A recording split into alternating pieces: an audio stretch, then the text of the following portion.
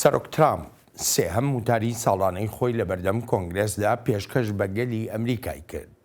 وتاری ساڵانەی سەرۆکی ئەمریکا کە بە ستیت ئۆف دە یونیۆن ناودێر دەکرێت تیایدا سەرۆک دەستکەوتەکانی بەڕێوەبەرایەتیەکەی خۆی دەخاتە بەردەم گەلی ئەمریکا. خۆش هاتنەوە بۆ چاوی واشنتۆن.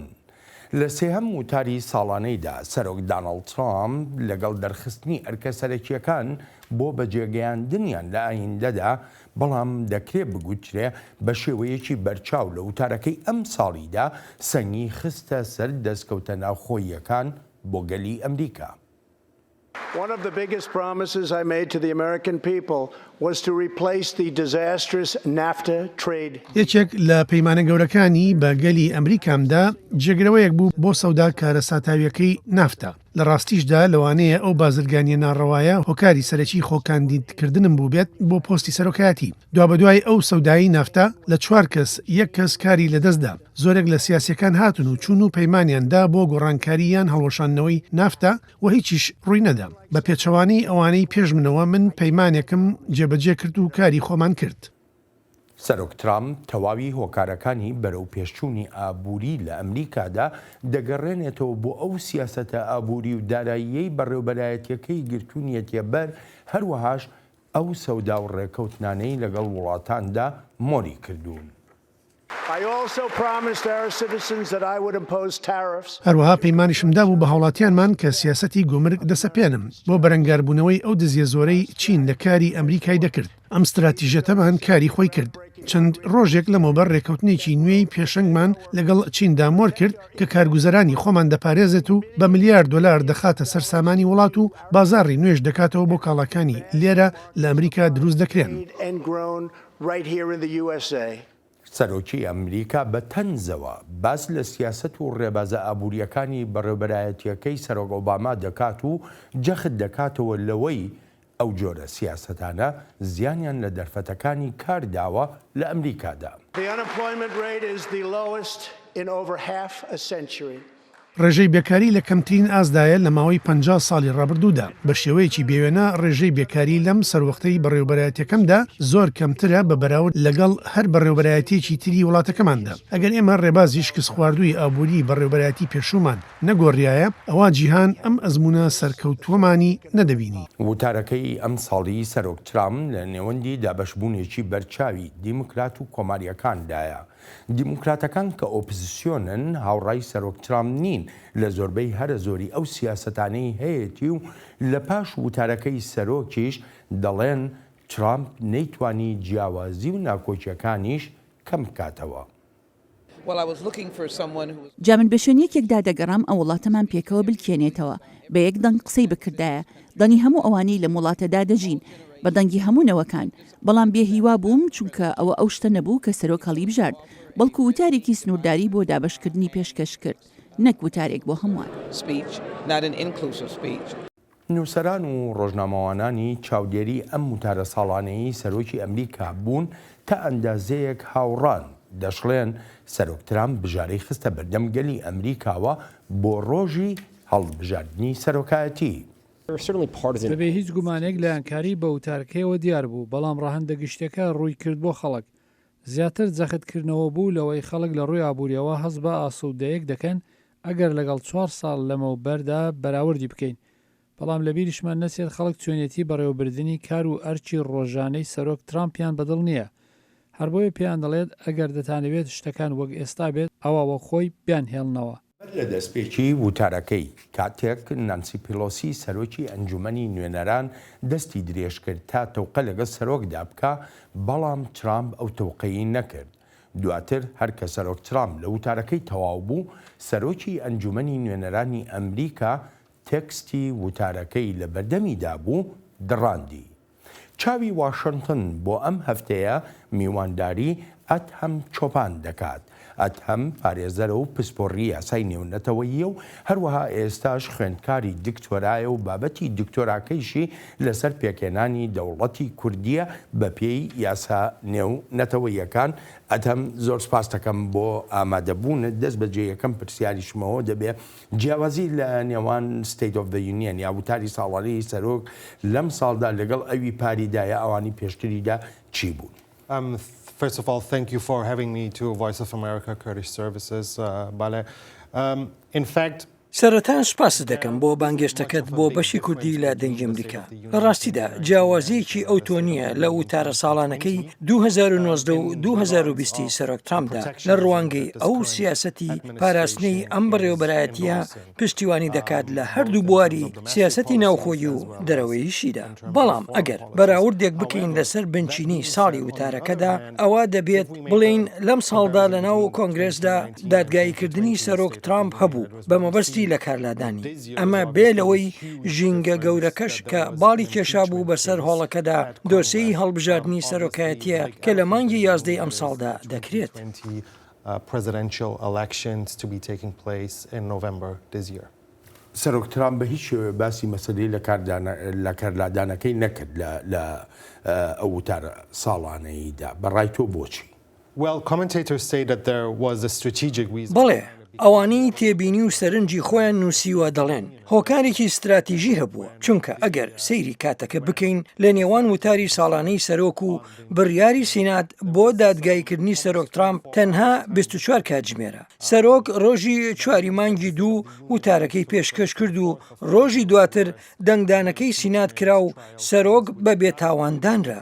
وەک باسیش دەکرێت پێشنیاز بۆ سەرۆک کرابوو تا چەند دەتوانێت وشەی دادگاییکردن یان لە کارلادان کەم بەکار بهێنێت یانیش هەر بەکاری نەهێنێت لە وتارەکەیدا.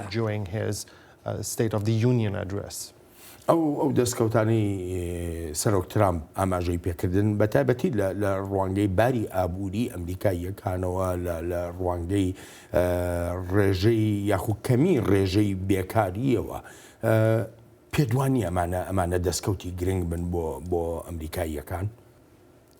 Yes and no, or it was a very well-formulated question in other terms. بەڵێ و نەخێر.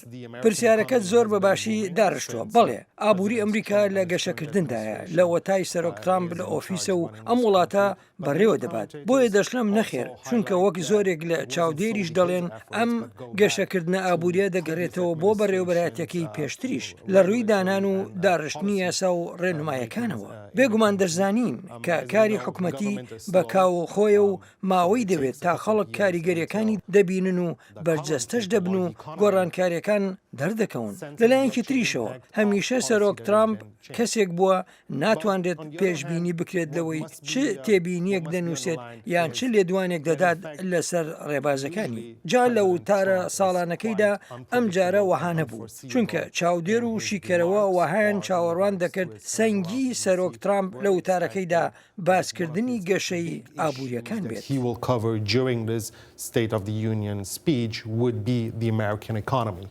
بەڵام ئەگەر لەسەر ئاستی ناوخۆ تەماشای بکەین، ینی ئەو شتانی کە تۆ دەڵی سەرۆک ترامپ دەیکات و پێشبینی ناکرێن، ینی پەیوەندیشی ڕاستە خۆی نییە بە ژیانی ئەمریکاییەکانەوە هێندەی ئەوەی باری ئابووری و هەروەها دارایی دەرفەتەکانی کارکردن کە پەیوەندی ڕاستە و خۆیان هەیە بە ژیانی ئەمریکاییەکانەوە. نازانم هاوڕای لەگەڵ مایان نا.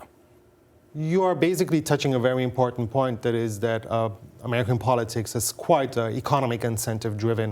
تۆ بابەتێکی زۆر گرنگت باس کرد. سەبارەت بۆی ڕەوشی ئابووری سیاسەتی ئەم سەروەختە بەڕێوە دەبات. هەروەک پشتڕاستکردنەوەیەکی ئەوەی تۆ باست کرد. دۆناڵد ترامپ وەک بارێکی ئاسایی ئەگەر پیاداچوونەوەیەک بە پۆستەکانی تویتەریدا بکەینەوە دەبینین هێرش دەکاتە سەر هەندێک گروپی دیاریکراو. ئەڵبەت ئەمەش لە پێناو لایەنگرانیدایە. بەڵام ئەوەی لە وتارەکەی ئەم ساڵیدا جێی سەرنجە ئەو هەوڵەی سەرۆک بوو بۆ بۆ گەیشتن بەو دەنگدەرانی کە دەنگدەری کلاسیکی نین هەوڵیدا بگاتە لای ئەمریکایە لاتینەکان ئەفریقایە ئەمریکایەکان بێ لەوانش هەوڵیدا دەنگی خۆشی بگەێنێتە هەموو لایەک جا ئەمە هەنگاوێکی سەرسوڕهێنەرانە بوو لە کاتێکدا لە هەڵبژاردنەکەی ساڵی 2016دا لە سەدا 8 بۆ 10 ئافریقایە ئەمریکایەکان دەنگیان پێدا جا ئەوەی بینیمان لە وتارەکەیدا هەوڵدان بوو تا دەنگی ئەو دەنگدەرانش بەدەستبێنێت کە دەنگدەری کلاسیکی نین بێگومان ئەمەیشی لەڕێی بەرەو پێشچوونە ئابوووریەکانەوە کرد تا نیشانی خەڵکی بدات کە ئابووری لەسەر وەختی ئەم سەرۆکەدا گەشەی کردووە و وەک خۆی دەیگوت هەموو شتێک بەرەو باشتر دەڕوات دەمەوێت هەمان ئەو دەستەواژەیە بەکاربهێنمەوە کە سەرۆک ترامپ و کاربەدەستانی بەڕێوەبەرایەتیەکەیشی بەکاری دەهێن مەزنی بۆ ئەمریکا دەگەڕێتەوە جا لێرەوە کە بینە سەر دۆسەی ئابووری کە ترامپ هێرشی پێدەکاتە سەر بەڕێوەبەرایەتەکانی پێشوو نەک هەر بەڕێوەبەرایەتەکەی ئۆباما بەڵکو بەڕێوەبەرایەتەکەی بوشیش بەوەی هەڵەیان کردووە و پێویستە ئەو ڕێبازانە بگۆڕدرێن بەڵێ هاوڕاتم لەوەی ئابووری دۆسەیەکی گەورەیە لە سیاسەتی ئەمریکادا. That's why he feels the urge that the economy needs to be changed. Then yes, I very much agree with your statement that still economy is a big issue in American politics. یەکی لە شتەکانی تر کە جێی سەرنج بوو ینی ئەو دەستەواژەی کە تۆ بەکاریش تێنایەوە جارێکی تر ئەمریکا بەرەو مەزنی ببرێتەوە یاخو گەڕانەوەی مەزنی ئەمریکا پێشتی بە کۆمەڵێ فاکتەری گرنگ هەیە یەکێک لەوانە باسکردن لە توندوتیژیەکانی بەهۆی چەکەوە لە ئەمریکادا هەن و هەوڵدان بۆ کەمکردنەوەیان بەڵام سەرۆک ترامپ ئاماژەیەکی ئەوتوی پێ نەکرد ینی وەکو بڵێ شتێک کە جێی بایەخ نییە ئەمە چۆن دەکەوێتەوە. Right. Interestingly, he didn't, like you just highlighted, he didn't ڕاستە ئەوە جێی سەرنجە سەرۆک ترامپ نەچوو بەلای باسکردنی هیچ دۆسیەکی تایبەتن بە دووەم دەستکاریکردنی دەستوری وڵاتەکە کە مافی هەبوونی چەک دابین دەکات لە ئەمریکادا ئەمە شێکێک بوو لەو شتانی پێشبینی دەکرێت لە وتارەکەی ئەم ساڵی سەرۆکدا چونکە ناخوازێت دڵی لایەنگرەکانی بڕنجێنێت و نیگەرانیان بکات ڕاوەرگرتنە گشتەکان نیشانی دەدەن دەنگدەرە کلاسیکەکانی سەرۆک ترامپ ئەوانن لەگەڵ مافی هەبوونی چەکدان جا هەر بۆیە ئەم بابەتە شتێک نەبوو پێشبینی نەکرێت دەمێت بگەڕێمەوە سەر پرسیارێکی پێشوت و بڵێم یەک لە سەرسەی وتارەکەی سەرۆک ترامپ لەبارەی ئابووری ئەمریکاوە بوو نە هەر ئەوەندە بەڵکو ژمارەی گەورەیشی بەکاردەهێنا کاتێک باسی لەو گۆڕانکاریانە دەکرد لەوە تای چۆتە کۆشکی سپیەوە من دەگەڕێمەوە بۆلات ئەتەم بابزانین ڕای دیموکراتەکان چییە بەخۆ دەزانی لە پاش هەموو وتارێکی ساڵانەی سەرۆک لایەنی ڕکابەریا لایەنی ئۆپۆزیسیۆن وتاری تایبەتی خۆیان دەبێت وەک بارێکی باو پاش وتاری ساڵانەی سەرۆک لایەنی ئۆپۆزیسیۆن وتاری خۆی پێشکەش دەکات ئەم ساڵ فەرمانڕەوای ستانی مەشیگان وتاری دیموکراتەکانی پێشکەش کرد و ئەمیش لە وتارەکەیدا داوای پشتیوانی لەگەلی ئەمریکا کرد بۆ هەڵبژاردنەکەی مانگی 11 سەرۆکایەتی.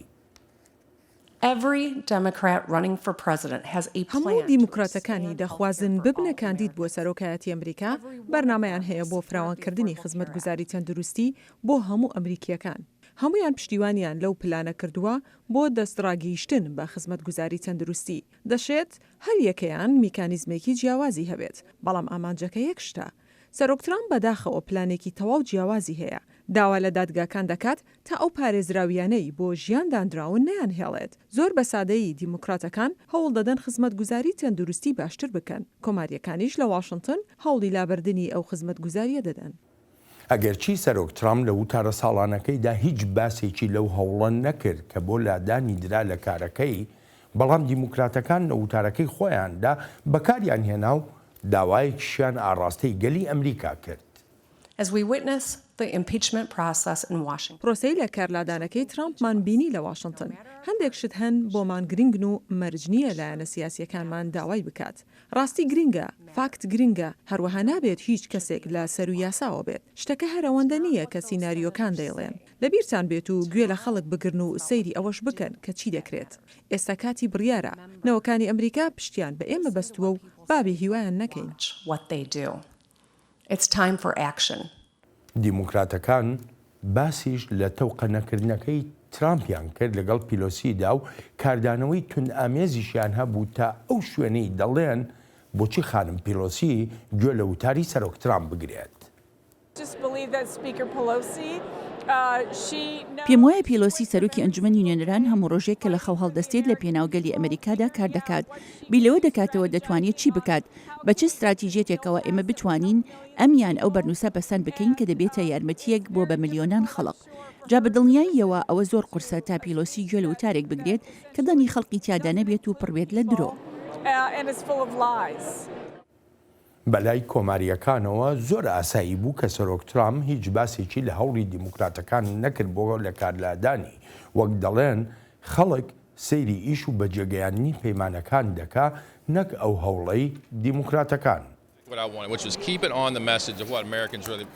ڕێگەوەی کرد کە من دەمەویست چونکە لە پەیامەکەیدا باز لەوە دەکات کە خەڵکی ئەمریکا چیان دەبێت و بە تەنگ چیەوەن کاتێک دەگەڕمەوە بۆ شارەکەم هەر بەو شێوەیە دەبێت چەند ڕۆژێکە لەوێ هاتوومەتەوە کەس باز لە کارلادانی سەرۆکی نەدەکرد بەڵکو قسان لەسەر خزمەتگوزاری تەندروستی و دەرفەتیکار و ئابووری و بەرزکردنەوەی کرێی کار دەکرد. ئەتام هەر ئێستا جۆمان لە کەڤن بوو دەڵێ خەڵک بەلایەوە گرنگ نییە سەرۆک ئەو دۆسەی کە لەسەر سەرۆکە بوو بۆ لە کارلادانی وایە؟ Unfortunately, I have to admit that it is true in the sense that the بەداخەوە دەبێت دان بەوەدا بنێم کە ڕاستە وایە چونکە خەڵک بەگشتی بایەق بە دۆسیەی تر دەدەن لەمەشدا ترامپ باش کار لەسەر ئەو ڕاهەندە دەکات وەک باسم کرد ئابووری خەڵک بەڕێوە دەبات ئەو ڤیددیۆیی پێش کەمێک بینیمان بابەتێکی تر دێنێت بە بیرماندا سەبارەت بەوەی لەوانەیە پرۆسەی لە کارلادانەکەی سەرۆک ترامپ زۆری خایاند بێت و ئەمریکایەکانیش لە دوور و درێژی پرۆسەکە بێزار بووبن بێلەوە ئەندامانی تیمەکەی ترامپیش بە باشی کاریان دەکرد تا نیشانی خەڵکی بدەن شتەکان بەرەو باشتر دەچن و بە تایبەتیش ئابووری ئەمەش بێگومان بۆ دوورخستنەوەی دیموکراتەکانە کە هەڵبژاردننی پێشویان دۆڕان بەڵام لە بیرمان نەچێت دۆسیەی خزمەتگوزاری تەندروستی کە دۆسیەیەکی گرنگە لە هەموو هەڵمەتەکانی هەڵبژاردننی سەرۆکاتی ئەمریکادا جا سەرۆک ترامپ ئاماژەی داوە بەوەی لەم هەڵمەتانەی هەڵبژاردندا پشت بەچی دەبەستێت ئەلبەت ئەوەش هێرشکردنە سەر سۆشیالیزمە بێگومان ئەمەش هۆکاری خۆی هەیە ئێستا لە ڕاپرسینەکاندا بێرنی ساندرز لە پێشە جا سەرۆک هەر لە ئێستاوە زەمینە لە ناو لایەنگرانیدا دروست دەکات و دەڵێت سۆشیالیزم زۆر خراپە و قسەی قورسیش دەکات کاتێک دێتە سەر خزمەتگوزاری تەندروستی ئەم دۆسیەش دەبەستێتەوە بە سۆشیالیزمەوە بەمانەیەکی تر دیموکراتەکان هەرچیەک بکەن دەبەسترێتەوە بە دۆسیەی خزمەتگوزاری تەندروستیەوە و دەشکرێتە مەترسیەک بۆ سەر ئابووری بازاڕی ئازاد لە ئەمریکادا کە بەرەنجامی دۆسی دادگاییکردنی سەرۆک لە سیناتدا شتێکی چاوەڕوان کراو بوو بەوەی بێتاوان دادەنرێت لەسەر ئەو دوو گوناهبارکردنەوەی ڕوبەڕووی کرابوونەوە یەکەمیان خراپ بەکارێنانی دەسەڵات و دووهەمیشیان تا گەرەخستنە بەردەم دادوەری لەم دۆسیەدا دۆناڵد ترامپ بە دابەشکرد ناودێر دەکرێت وەک لەوەی ببێتە هاوکارێک بۆ یەکریزی لە ئەمریکادا لە وتارەکەشیدا درێژەی بەو دابەشبوونەدا باشە ئەکرد لێرە پێم بڵێ دیموکراتەکان چیتریان بەدەستەوەی مادەمەکیمە ئێستا باسمان لە هەڵبژاردنەکەیە بۆ مانگی یازدا دیموکراتەکان چیتریان بەدەستەوەیە بەو هەموو ناکۆچی ناوخۆیانەوە ئەتوانن ڕوبەڕووی سەرۆک ترامپ ببنەوە؟ Actually, that's what President Donald Trump feeds on. لە ڕاستیدا ئەمە ئەو شتەیە سەرۆک ترامپ کاری لەسەر دەکات بابەتی ئەوەی دیموکراتەکان بربژارێکی زۆریان هەیە تا ببنە کاندید بۆ سەرۆکایەتی نیشانەیەکە بۆ دابەشبوونی دیموکراتەکان لە ناوخۆیاندا ئەوانەی استراتیژ بۆ سەرۆک دادەنێن ئەم بابەتە بەکاردەهێنن ئەوەش کە وەهای کردووە ئەو جیاوازیە گەورەیە ببینین لە ناو دیموکراتەکاندا دۆسیەی خزمەتگوزاری تەندروستیە واتە ئەو دۆسیەی دۆناڵد ترامپ بە شێوەیەکی بەرفراوان هێرشی دەکاتە سەر باشترین دیمەنیش بۆ دابەشبوونی واشنتنی پایتەخت ئەوەیانەکە کاتێک ترامپ چوو وتارەکەی پێشکەش بکات خۆی لادالەوەی تەوقە لەگەڵ نانسی پیلۆسیدا بکات ئەمە یەکەم جارە ڕوو بدات جا ئەمە نیشانەیە بەوەی کۆنگرس چ دابەشبوونێکی گەورەی تێدایە ئەوە زۆر ڕاستە کە جیاوازیەکان ناکۆچە گەورەکانی پیشاندا بەڵام چۆنەکەوێتەوە لە لای خەڵک ئەمە گرنگە یان ئێمە دیمەنێک بوو پێشتر نەبینراوەکو تۆش ئەماژە پێکرد سەرۆک ترامپ تەوقەی لەگەڵ ناکە نانسی پیلۆسی دێت وتارەکەی سەرۆگە دڕێنێ ئەمە چۆن دەکەوێتەوە لە ناو خەڵکە ئەمە وەگوتم دابەشبوونی ئەمریکامان نیشان دەدات لە ڕابردوودا ئەومان نەبینیوە سەرۆکی ئەمریکا هێرش بکاتە سەر بڕیارەکانی بەڕێوەبەرایەتی پێشخۆی ڕێسایەک هەبووە وەک ڕێزگرتنی بەڕێوەبەرایەتەکانی پێشتر و هیچ سەرۆکیشی دیموکرات یان کۆماری ئەوەی نەکردووە بەڵام سەرۆک دۆناڵد ترامپ ڕەشەبایەکی هەڵکرد لە پایتەختدا و وابەستەی ئەو بارە باوە نەبوو دەشێت ئەمەش هۆکارێک بێت تا خۆی وەک کەسێکی پۆپیلیست نیشان بدات سەرۆک ترامپ دەتوانێت بە و شێوە زمانە بدوێت و وابەستەش بێت کە زمانی دەنگدەرانێتی دەگەڕێمەوە بۆلات بە بڕێکیش باز لە دۆسەی سیاسەتی دەرەوەی بکەین لە وتاری ساڵانەی سەرۆکدا لە سێهەم وتاری ساڵانەیدا سەرۆک ترامپ باسیشی لە سیاسەتی دەرەوەی ئەمریکا کرد و ئەو دەستکەوتانەی هەی بوون لە ماوەی زیاتر لە 3 ساڵی بەڕێوەبەرایەتیەکەیدا سەودای سەدا کە لای سەرۆک ترامپ سەودایەکە بۆ ئاشتی و سەقامگیری لە ڕۆژهەڵاتی ناوەڕاستدا بەشێکی وتارەکەی بوو. بەڕێوەبەرایەتیەکەم زۆر بەهێزەوە داکۆچی لە ئاسایشی نیشتیمانی ئەمریکا دەکات و بەرەنگاری تیرۆریزمی ئیسلامی ڕادیکاڵیەکان دەبێتەوە. لە هەفتەی ڕابردوودا پلانێکی پێشەنگم ڕاگەیان بۆ ئاشتی لە نێوان ئیسرائیل و فەڵەستینەکاندا لەگەڵ دامپیانانی ئەوەی هەموو هەوڵەکانی پێشتر شکستیان هێناوە ئەوە دەبێت ئێمە سوور بین و بنیاد نەریش بین بۆ سەقامگیرکردنی ناوچەکە و دەرفەتدان بە ملیۆنان کەس تا ئایندەیەکی باشتر ئەزمون بکەن. شەڕی دژی تێرۆریزم وەک سەرۆک ترامپ باسی کرد گورزێکی کەمەرشکێن لە تێرۆریستانی دەوڵەتی ئیسلامی دراوە. ئەمریکا سەرکردایەتی هاوپەیمانێتی دژە داعشی دەکرد لە سووریا و عێراق و لە شوێنەکانی تریشدا.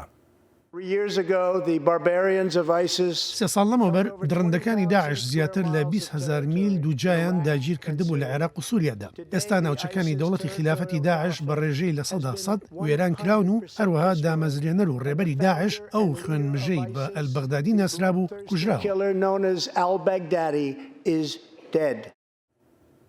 کۆماری ئیسلامی ئێران تەوەرێکی تری وتاری ساڵانەی سەرۆک ترامپ بوو. سەرۆک ترامپ هەمیشە ڕژێمی ئێرانی بە سەرچاوەی نائارامی و تێکدانی ڕەوشی ئاسایشی ڕۆژهەڵاتی ناوەڕاست داناوە وەک دەڵێ لە ڕێی پشتیوانیکردنی دارایی و لۆژیکی ڕێکخراوە تێرۆریستیەکانەوە. سولەیمانی درڕندەترین خوێنڕێژی ڕژێمی ئێران بوو درڕندەیە کە هەزاران سەربازی ئەمریکایی کوشت و بریندار کردووە لە عێراق وەک گەورەترین تیرۆریستی جیهان قاسم سولەیمانی بەرپرسیارە لە کوژرانی ژمارەیەکی بێشماری ژن و پیاوە منداڵ. سولەیمانی سەرپەرشتی هێرشەکەی مانگی 12 کرد و هێرشی کردە سەر هێزە سەربازەکانی ئەمریکا لە عێراقدا هەروەها پیلانیشی دەجێڕا بۆ هێرشکردنی زیاتر هەر بۆیە لە مانگی ڕابردوودا و بە ڕێنمایی خۆم لەشکری ئەمریکا هێرشی کرد بەبێ ئەوەی خەوشی تێدا بێت و سولەیمانی تێدا کوژرا ئەو بەدکارە تیرۆرستەی ناوچەکەی بۆ هەتایە لە ناو برد. جارێکی تریش سەرۆک ترامپ ڕژێمی کۆماری ئیسلامی ئێران ئاگادار دەکاتەوە لەوەی ئەگەر لەسەر ئەو سیاسەتانەی هەیەی بەردەوام بێ ئەوە بەرەنجامەکان باش نابن بۆی و دەشڵێت پێویستە ئێران ڕەفتارەکانی خۆی بگۆڕێت. لەم چەند مانگەی ڕابردوودا ئێرانیە خاوەن شکۆکانمان بینی دەنگی خۆیان بڵند کردووە دژی فەرمانڕەوە سەرکوتکەرەکانیان دەبێت ڕژێمی ئێران دەستبەرداری هەوڵەکانی بێت بۆ بەدەستهێنانی چەکی ناوەکی دەبێت بڵاوکردنەوەی تیرۆر و کوشتن و وێرانکردن ڕابگرێت دەبێت دەست بکات بەکارکردن لە پێناوگەلی ئێراندا بەهۆی سزا قورسەکانی ئێمەوە ئابووری ئێران ئێجگار خراپە دەتوانین یارمەتیان بدەین دەتوانین لە ماوەیەکی کەمدا بژاندنەوەیکی زۆریان بۆ دەستەبەر بکەین دەکرێت زۆر بە خێرایی ئەمانە بکرێن. ئەدەم سەودای سەدا لەگەڵ دۆسەی ئێرانە دوو بابەت بوون بەڕاستی سەرۆک ترامپ زۆر جەختی لێکردنەوە. سەودای سەدا لەلایەن فەلەستینیەکانەوە بە تەواوەتی ڕەت کراوەتەوە زۆرێکیش لە وڵاتانی عەرەبی ئەو سەودایان ڕەت کردوێتەوە. پێت وایە ئەمە ببێ بە دەستکەوتێک بۆ بەڕێبەرایەتیەکەی سەرۆک ترامپ؟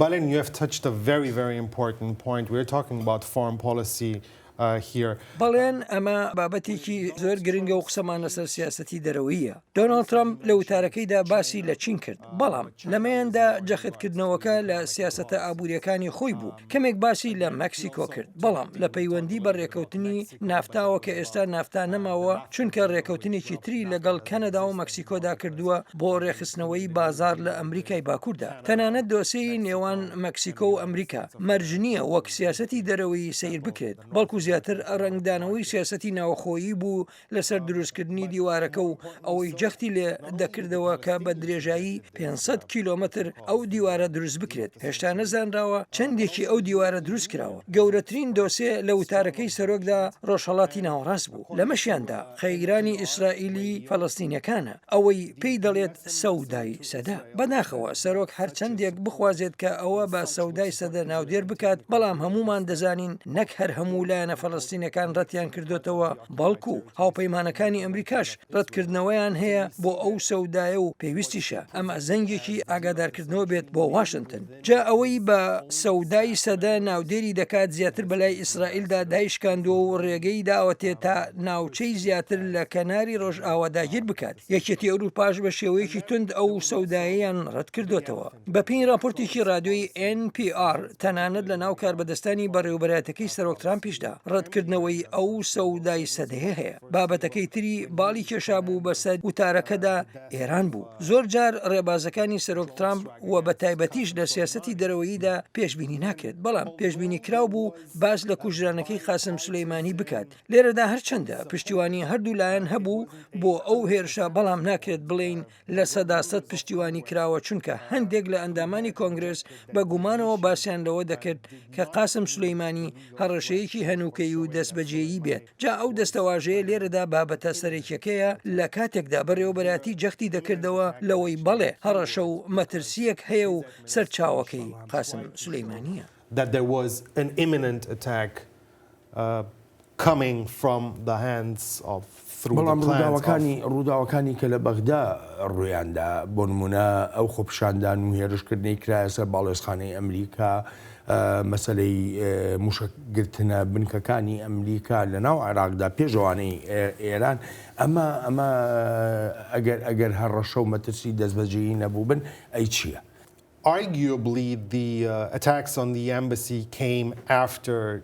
ئەو هێرشەی کرایە سەر باڵۆزخانەی ئەمریکا پاش هێرشەکەی ئەمریکا بوو. ڕاستە هەندێک خۆپیشاندان هەبوون، هێرشی موشکی هەبوون بۆ سەر ناوچەی سەوز کە باڵۆزخانەی ئەمریکای لێە، بەڵام زیانە گەورەکە لە پاش کوژانی قاسم سولەیمانیەوە درا. ئەو کاتەش زۆرێک لە پسپۆڕانی سیاسەتی دەرەوەیی دایانپرسی و گومانیشان هەبوو کە ئایا ئەو کردەی کوشتنە ئەمریکا پارێزراوتر و ئاسایشتر دەکات. دەزانین ئێران تۆڵەی خۆی کردەوە و زیاتر لە 12 موشکی گرتە هێزە سەربازەکانی ئەمریکا لە عێراقدا. ئەوەی سیر بوو بەڕێوەبەرایەتی لە سەرەتادا ئەو هێرشەی بە بێبایەخ ناودێر کرد، بەڵام دواتر زانرا ژمارەیەک سەربازی ئەمریکایی دووچاری کێشە و گرفتی تەندروستی بوونەتەوە. پێم بڵێ ئەم سیاسەتی ئابووری کە سەرۆک ترامپ بەکارهێنێت دژی ئێران، هەتا ئێستا کاریگەریەکی زۆر نەرێنی و زۆر بەهێزیشیە بۆ لەسەر ئێرانیەکان. ئابووری ئێران تەواو داڕماوە، بەڵام ئەبێتە مای ئەوەی کە ئێرانیەکان بگەڕێنێتەوە سەر مێزی دانوستاندن.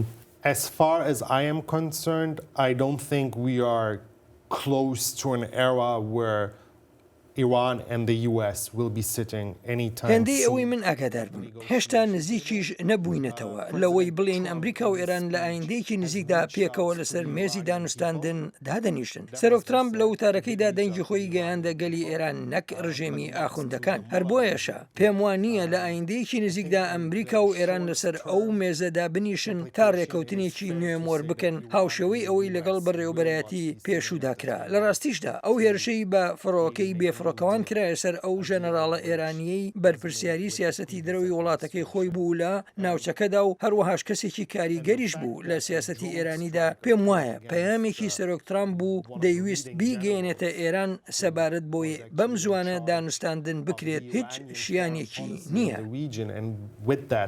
A very influential person in Iranian politics, I think President Donald Trump wanted to send signals to Tehran that negotiations anytime soon is out of question.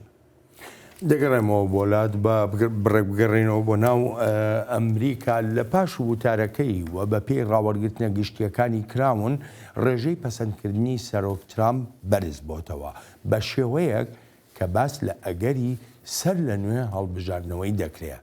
بەڵام دیموکراتەکان وەک دەڵێن زۆر دۆسەیتر هەن کە پێویستە قسەیان لەسەر بکرێت.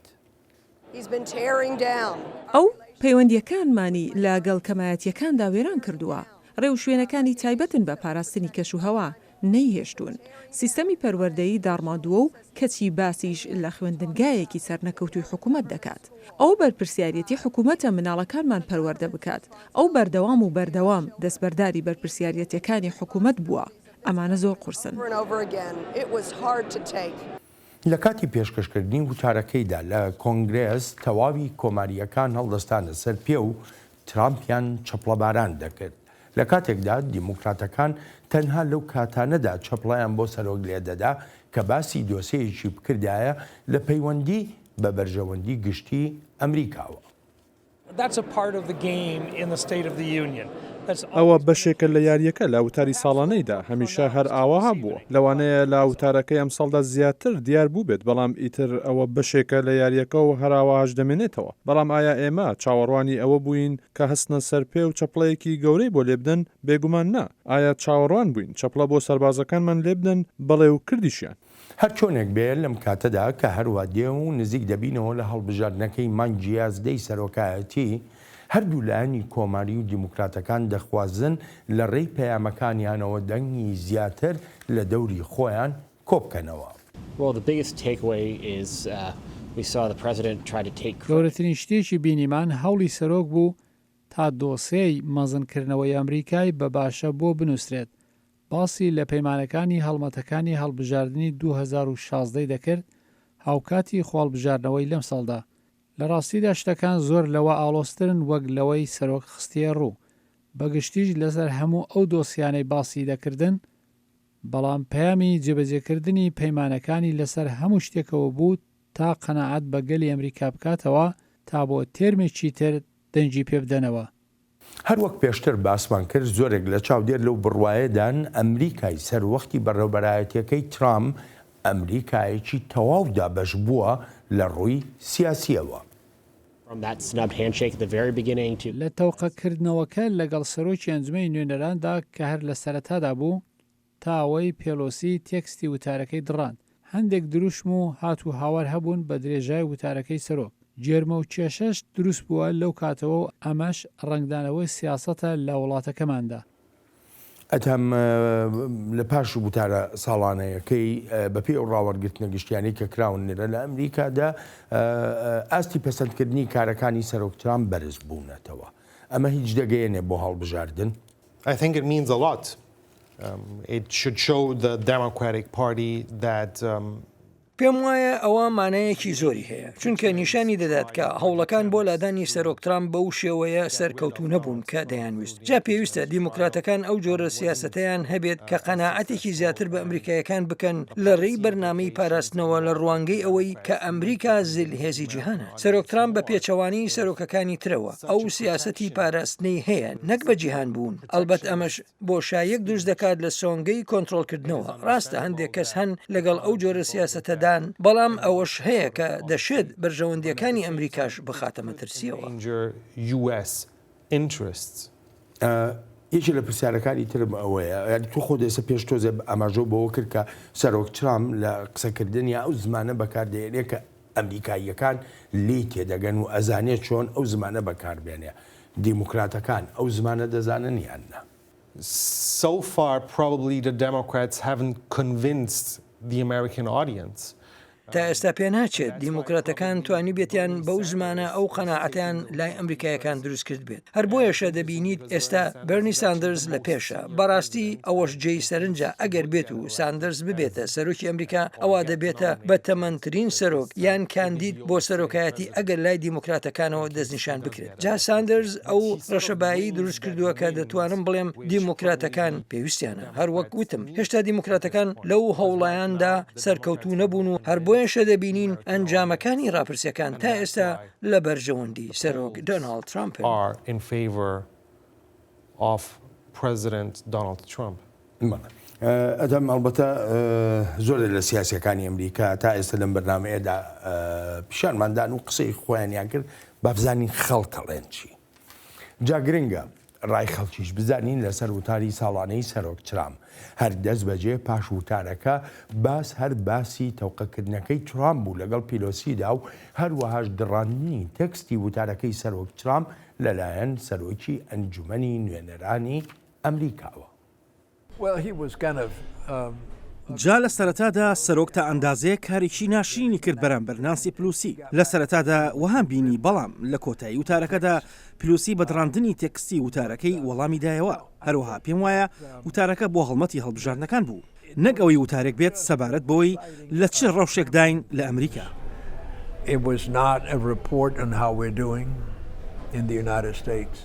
لەگەڵ ئەوەشدا وەک سەرۆک ترامپ باسی کرد، ئێستا ئەمریکا لە ڕەوشێکی تۆکمەی ئابووریدایە. بەڵام بەلای خەڵکەوە لە ئەمریکادا ئەمە بەس نییە، بەڵکو دەخوازن کەلێنی جیاوازیە ئابوووریەکان هەروە دێ و بچووکتر ببنەوە.